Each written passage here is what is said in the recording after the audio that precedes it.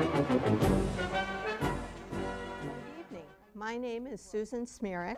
I'm a member of the League of Women Voters of the Ann Arbor area. I welcome you to tonight's forum featuring the candidates for both the 4th and 5th wards of the Ann Arbor City Council.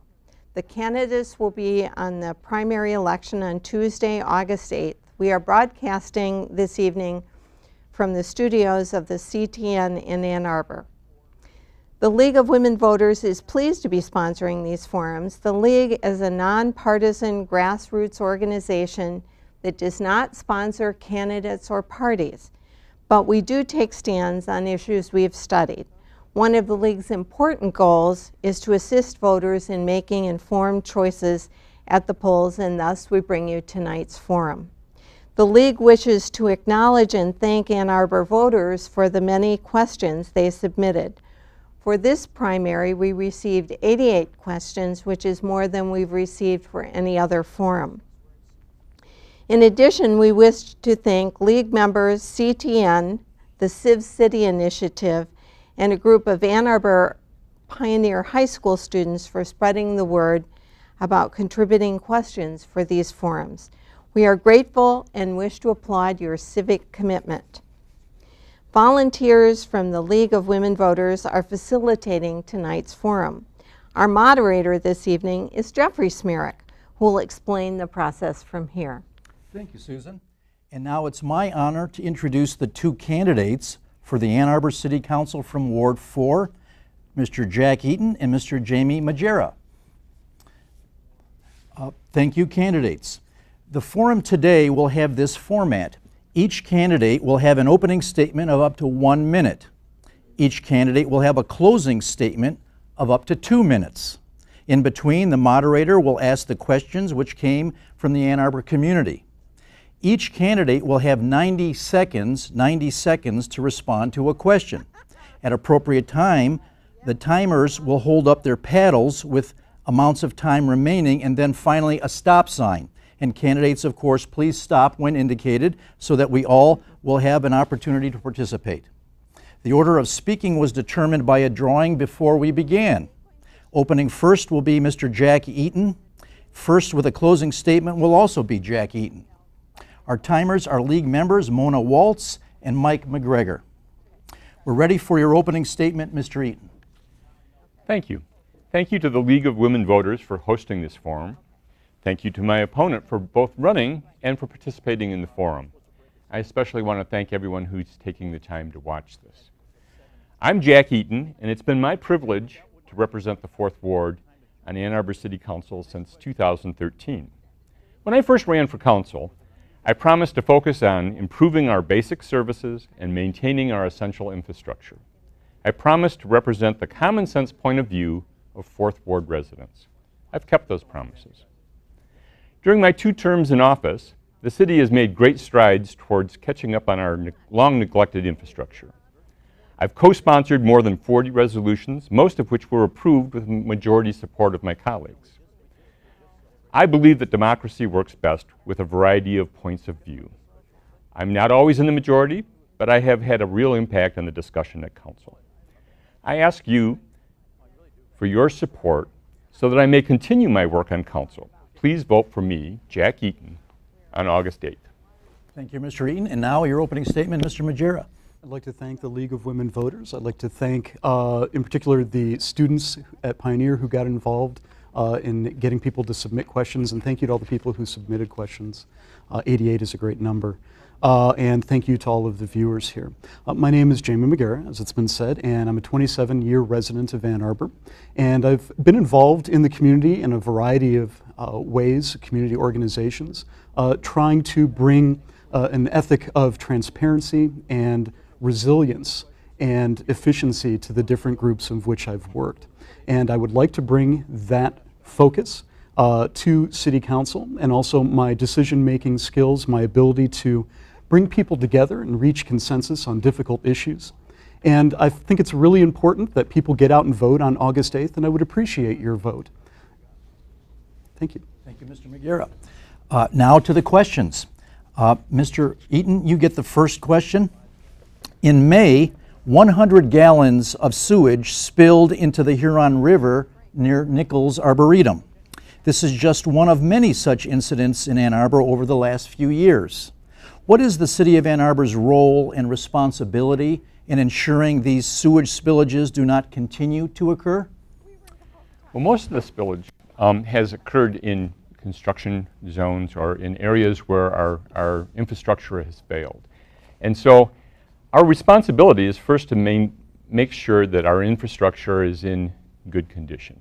We have neglected both sewers and water mains for a decade or so. We are on course to raise fees to afford to improve our maintenance on those facilities, but we should be embarrassed that we're allowing that to happen. The second thing is that we should have tighter supervision over construction sites where that sort of problem might arise. So it's really an internal control problem and a maintenance of our infrastructure.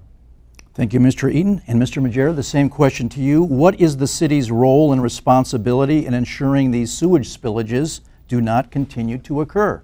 Sure. So a couple of the spills have been related to construction, but there has actually been a larger issue over the years with sewage spills in that area. I'm actually someone who goes to the Arb several times a week, and you'll notice that smell along the river.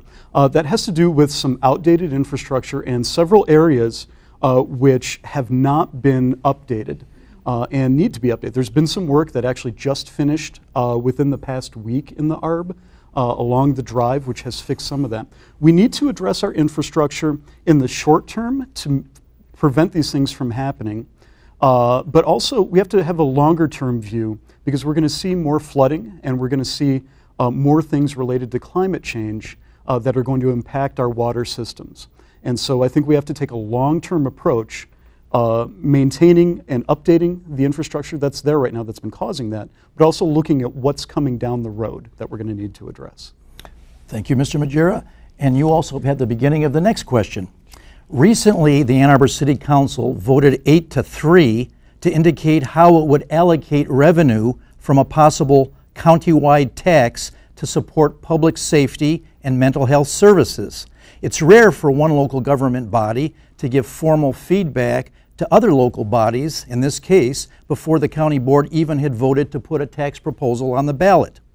Does the Ann Arbor City Council have a responsibility to develop relationships with other public governing bodies, such as the county, the university, library, and schools? In what ways does that currently happen, and do you think there are better ways to develop those relationships? Sure. So a little bit of history for folks that maybe aren't familiar with this. The state has been cutting mental health funding for several decades now, actually.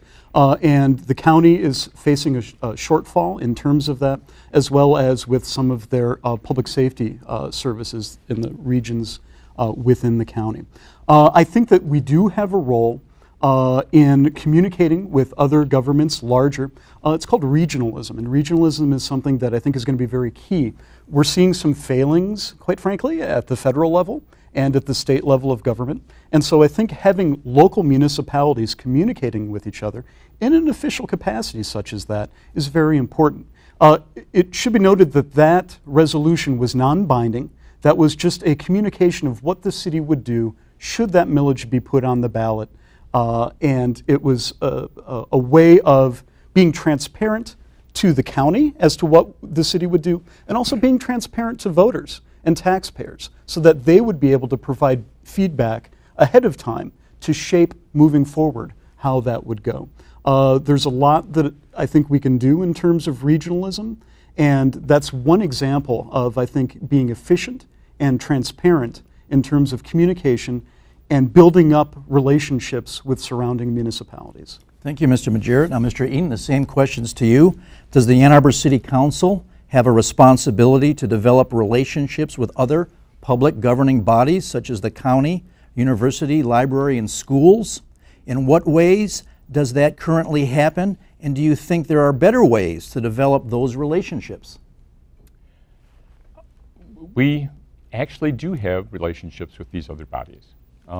our staff works closely with the university. I am on the School Transportation Safety Committee, which is comprised of staff from both the schools and city staff, as well as high-ranking members of those staffs.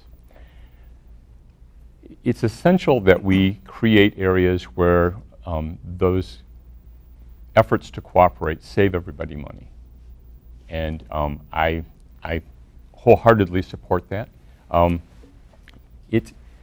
It's a matter where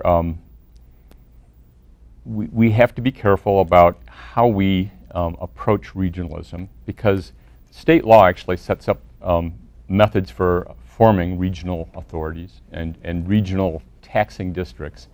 And so that's often the best way to approach a regional problem.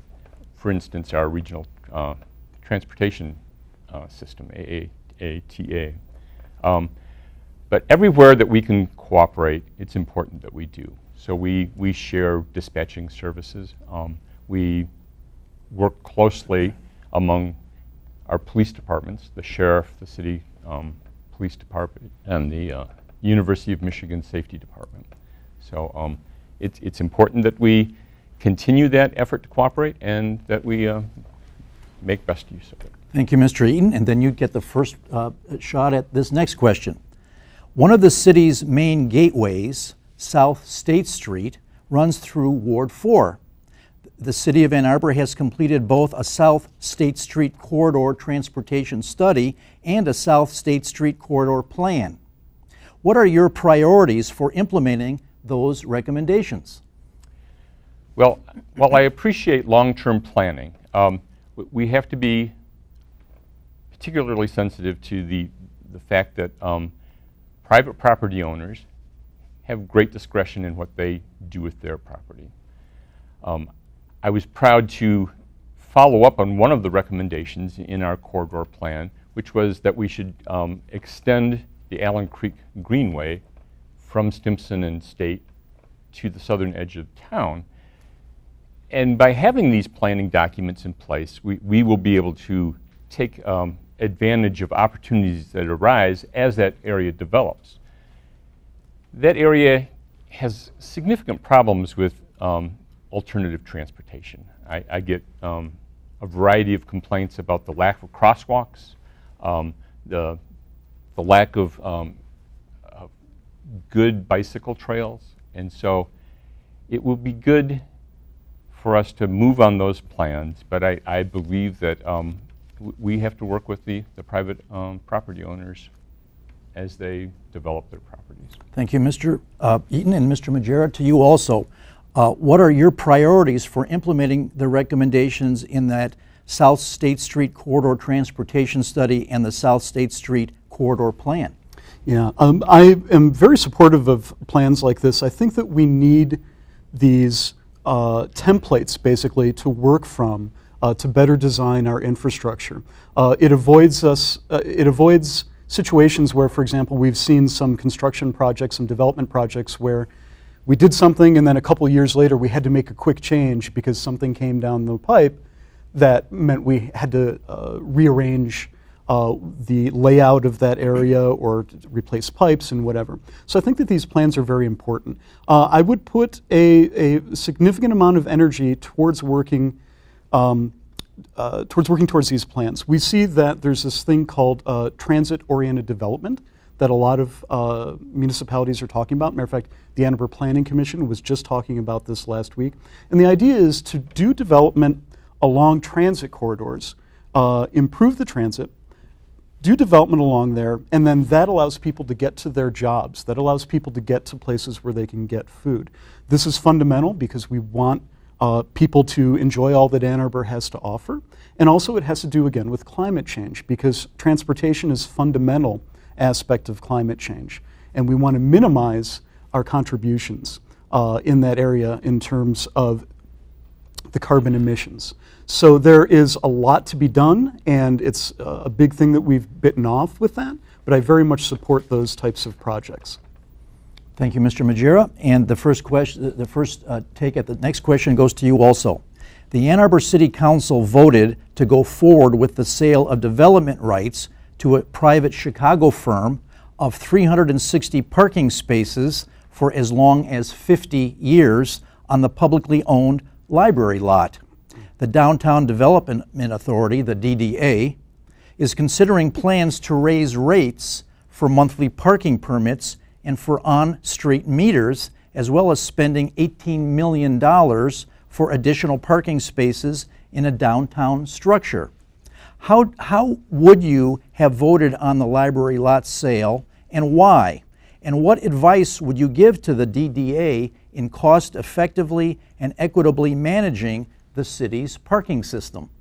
Sure. So after that vote was taken, the day after that vote was taken by City Council, I released a statement which basically outlined the reasons why I would have voted no. And those reasons relate to the sustainability of that project. It is lacking in some things that I think would serve a greater amount of people with a greater amount of good.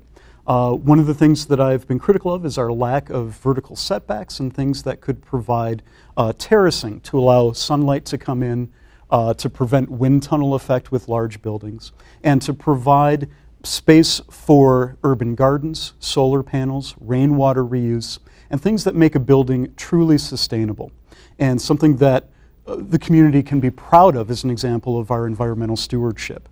I think that it's important for people to keep in mind that that project has not ended, although that process has not ended. Although it's been used as political fodder to say, well, this council voted this way, they voted that way. It's important for people to know that they can still be involved in the design review board and other areas in which we can shape that project. In terms of the DDA, I would encourage them to start looking at ways in which we can get around the downtown area, minimizing the amount of single occupant car use. And that will minimize the amount of additional spaces that we need. And there are examples of that we can talk about at another time. Thank you, Mr. Majera. Now, Mr. Eden, same questions to you. How did you vote on the library lot sale and why? And what advice would you give to the DDA in cost effectively and equitably managing the city's parking system? I voted against the sale of this property to this particular developer. There were many concerns raised by residents throughout town, but of greatest importance to me was that downtown residents and downtown merchants came to the City Council and told us that dedicating 361 parking spaces in our parking system that's already at capacity would have an impact on their businesses and their livelihoods. And I believe that we have to take seriously the advice that we get from people who are already operating successful businesses in our town. We shouldn't load an impact on them that favors a new business. We have agreed to sell this property. What remains is the site plan process. There's very little discretion in what we can accomplish in site plan approval with regard to rooftop gardens and solar panels and such. We may have been able to put that into a sales agreement, but once the property is sold, it's just simply subject to the planning process that we have, and it's not very demanding. With regard to the DDA and parking, I'm not going to advise them on how to manage their system, but I would note that we raised the issue that dedicating that amount of parking would require very expensive construction, and that will probably be funded with increased parking fees and lengthened parking enforcement hours. Thank you, Mr. Eaton. And you are first for the next question. What millage proposals, if any, do you think the City of Ann Arbor should ask voters to approve? What areas do you think are underfunded? Well, I would, as far as new city millages, I cannot conceive of any particular millage that I would support. Our residents suffer an incredible tax burden in this town, due primarily to the high value of properties in town. So city government has to learn to live within its means. It needs budget discipline. It needs to prioritize its spending. It needs to address long neglected areas, infrastructure and services, before we contemplate any increase in revenues. Until we actually show budget discipline, it would be really unwise for us to go to the voters and ask for even more money. Thank you, sir. Mr. Majera, same questions to you. What millage proposals, if any, do you think the City Council should ask voters to approve? What areas do you think are underfunded? So right now, I think there are two areas where there should be discussion of millages. I'm not saying that we should have them, but I think we should discuss them and look at why it is. An example of that would be our water infrastructure. So the city is in a situation where, because residents have become so efficient in their water use, they've actually had to continuously raise water rates. So we're in a situation where we're not getting the money that we need for our water system. The dioxane plume is something that concerns all of us in terms of having fresh, clean water and maintaining our public health. This is something that we're looking at. Maybe the Ann Arbor is joined in a court case that might help resolve that. Other municipalities have filed to the EPA for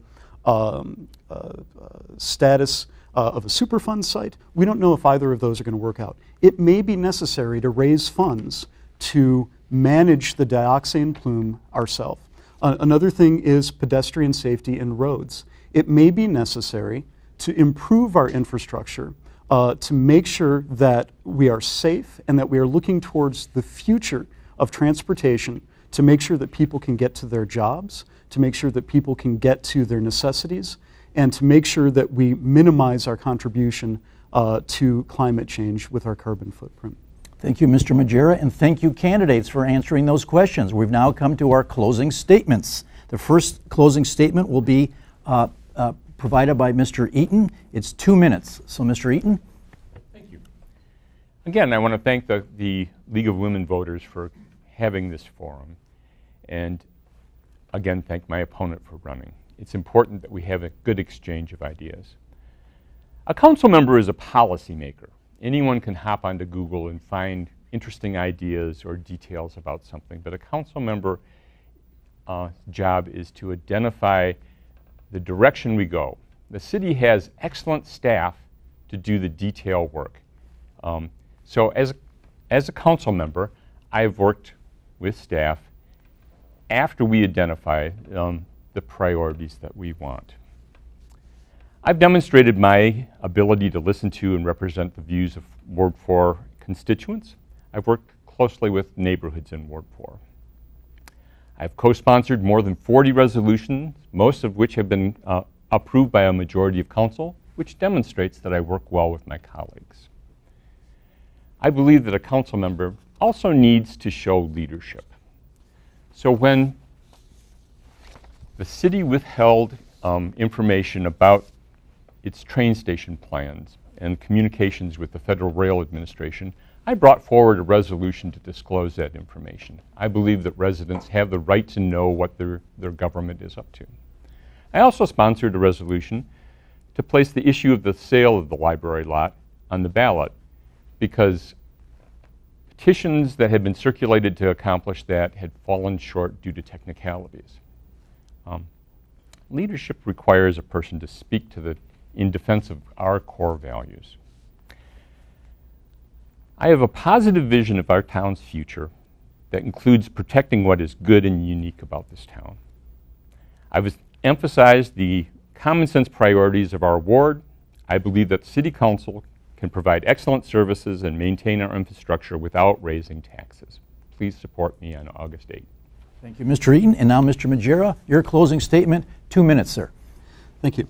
I'd like to thank the League of Women Voters for hosting this again. This was a great opportunity to speak to the voters and hear what everyone has to say. I'm encouraging people to get out and vote on August 8th. As a 27-year resident, I've worked with a lot of different organizations in the community, and recently a lot of organizations that deal with policy governance. So looking at policy, defining policy, delegating tasks, and overseeing budgets. That has given me a lot of experience in the meat and potatoes, the fundamental stuff of governance. I've also had the ability to be someone who can walk into a room and build consensus. And I think that that's fundamental right now. We're seeing friction at the state level, we're seeing friction at the national level, and we're seeing a perception of a divide amongst people because of these topics such as the library lot and whatnot. And I would actually like to find the greatest good for the greatest amount of people. And I think that I have the skills to do that. I've been endorsed by a lot of council members, members of the Ann Arbor District Library Board, members of the Planning Commission, small business owners, and residents in the 4th Ward and throughout the city, because those people find value in my ability for governance, my ability to build consensus amongst people, and to be a leader amongst all of us. And I would encourage people to check out my website and to contact me if they have any comments or questions. I very much enjoy the dialogue that comes with this process, and would very much enjoy what comes with being a council member in terms of representing people. So again, thank you very much, and I hope I have your vote on August 8th. Thank you very much, candidates. Thank you to the candidates for participating in tonight's program, and to the CTN for making this program possible. These forums will be rebroadcast on Channel 19 a number of times between now and the election, and are available on demand for streaming on your computer or smartphone. Go to our website, lwvannarbor.org, and look for the link to the programs.